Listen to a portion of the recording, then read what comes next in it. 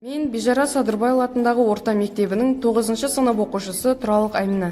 Менің деректі киномның тақырыбы «Ауылым алтын бесігім». Әрбір қазақ баласының жүрегінде жатталған бойтұмардай ұғым бар. Ол ауыл.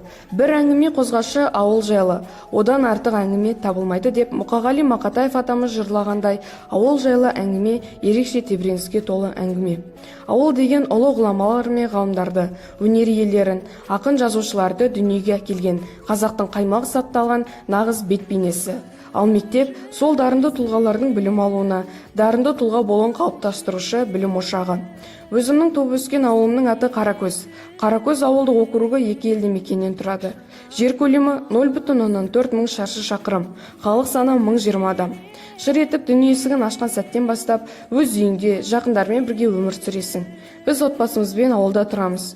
Менің ауылым әдемі, әрі көрікті. Су бар жерде тіршілік болатынындай, біздің ауыл Басқан өзенінің бойында орналасқан. Табиғаты ерекше әсем. Топырағы егін егуге қолайлы. Жерге түскен әрбір дән жайқалып өнім береді. Ауыл тұрғындарының жүздері жылы, шырайлы. Жылдың 4 мезгілінде ауылымның әсем табиғаты мың құбылып, ерекше сипатқа енеді. Қыста қар жамылған таулар мен қырау басқан қарағайлар, күзде тіпті керемет бейне бір алтынға оранғандай. Жадыратқан жаз айларында ауылымыздың сай-саласына бүлдірген қарақаттарын кездестіре аламыз.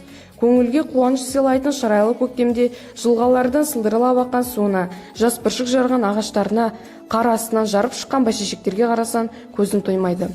Туған елде ел болмас, туған жерде жер болмас дегендей, туған жерден жырақта, қандай керемет елде жүрсек те, бәрімізде туған өлкені сағынып аңсайтынымыз анық. Ауылымыздың сәнін келтіретін ғимараттар да жоқ емес. Қасиетті мешітіміз 2010 жылы бой көтерді. Әр баланың алғаш сауатын ашып, әріп таныған ортасы Алтын Ұя мектебіміз. Алғашқы медициналық көмек көрсету орталығы медпункт және әкімшілік үйі халыққа қызмет көрсетіп келеді. Балалардың сүйікті орны футбол алаңы ашылды. Ауылымыздың әр үйіне су құбыры тартылды. Бұл ауыл тұрғындар үшін өте қолайлы жағдай. Ауылымыздың дамуына бағытталған шаралар өз жалғасын табады деп сенімдемін. Ғұлама ғалымдар да, елім деген батырлар да, туған жерін жырға қосқан ақындар да ауылдан қанат қаққан. Мысалы Болат Әбділманов, Күмісбаев Шәкен, Қалиев Өмірсерік, Аханов Серік Қалматайұлы және тағы да басқа. Туған жеріміздің көркеюі, еліміздің өркендеуі жас ұрпақтың қолында. Ауыл ұлттың ұйытқысы, алтын бесігі деп бекер айтпаған. Ауыл тәрбиенің бастауы, қазақи ұлттық құндылықтар сақталған бірден бір мекен.